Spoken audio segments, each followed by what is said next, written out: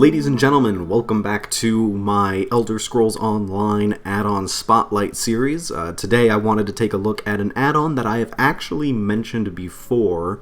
I talked about it on my add-ons for Ultimate Immersion and Comfort, I think was the name. It was a video that I made when I had first started this channel.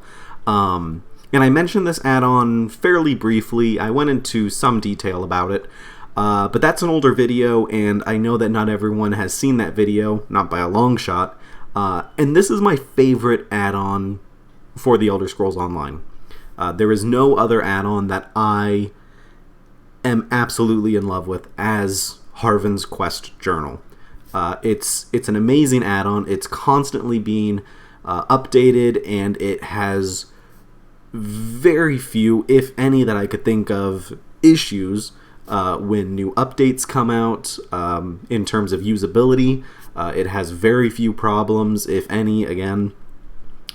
So let me jump right into it. Let me show you HARVEN'S Quest Journal.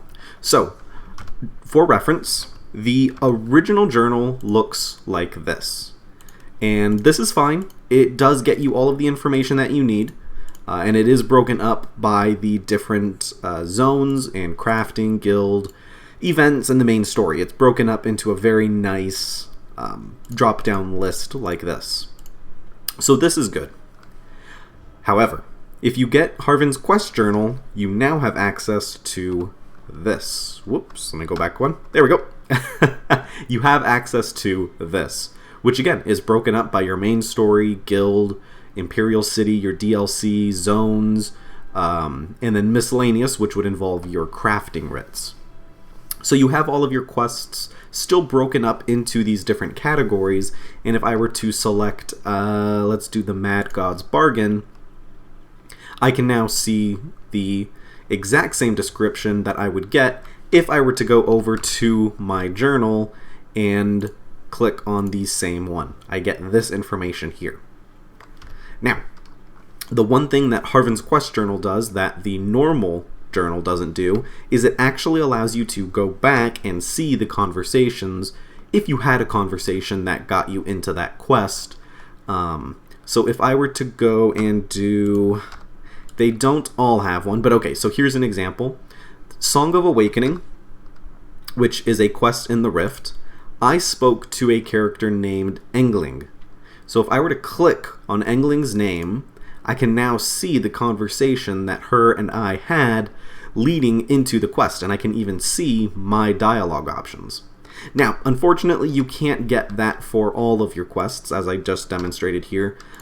You can get them for your contract. Well, oh no, I guess you can't for your contracts.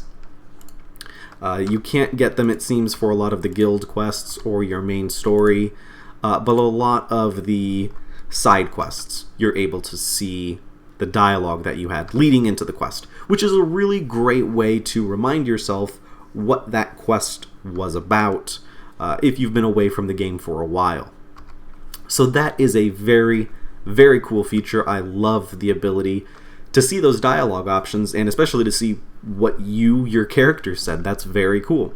And as you can see, you do have the ability to change the sorting order, so you could sort quests by alphabetically, date of acceptance, date of completion, or level, and you can see completed quests all through here, or then flip back to your current quests. So you actually have a lot of usability, I would say even a little bit more than the normal journal.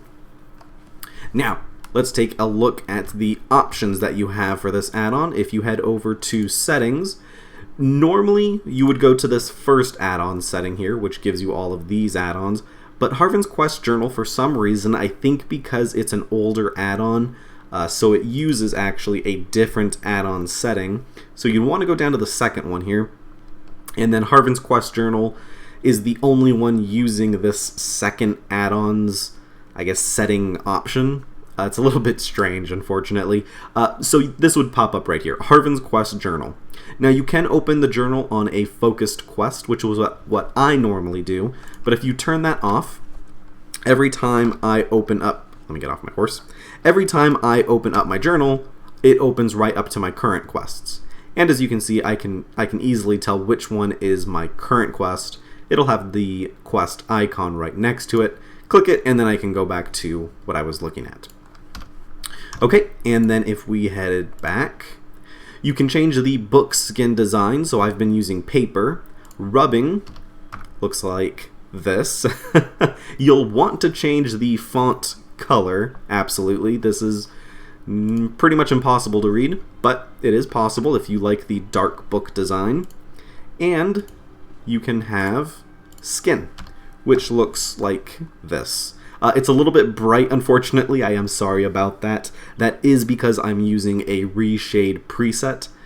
So I've tweaked some of those settings to make the map and everything look good. Unfortunately, the rubbing book design does not quite look like I would want it to. So sticking with paper is my preference, but you can change the design to whatever you want as well. And then here you can change the font, quest name, and NPC name color. So that's if you wanted to use the rubbing or something, you could change the text color so that you can actually read it. And then you can have list the completed quest categories. And just like this says, it'll enable lists of completed quests, categories, and zones at the index page. Then you can click on the category and zone name to list all the quests. So if I turned that on, went to my journal, went to my completed quests, now I've got this nice list of all of the zones that I have completed quests in.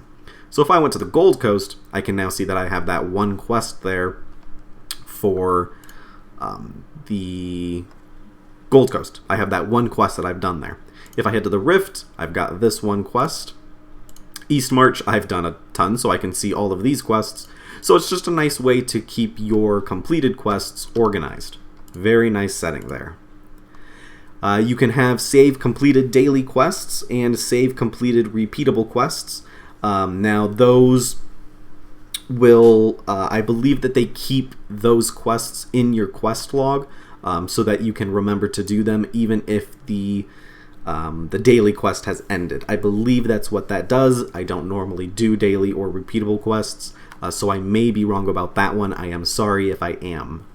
And up here you can change the title and body font. These ones are a little bit strange because you actually need to have had a font installed into your game file, and then you would need to type in the exact name for the font. Now that is a whole nother video, getting different fonts installed. I may make one later, but for modding purposes like I do, it's generally best to stick with the normal font. Otherwise you can get fonts that don't fit as intended on the screen. Okay, ladies and gentlemen, and that is going to do it for me today. I do hope you found this video informative and enjoyable. Please do not forget to like, comment, and subscribe.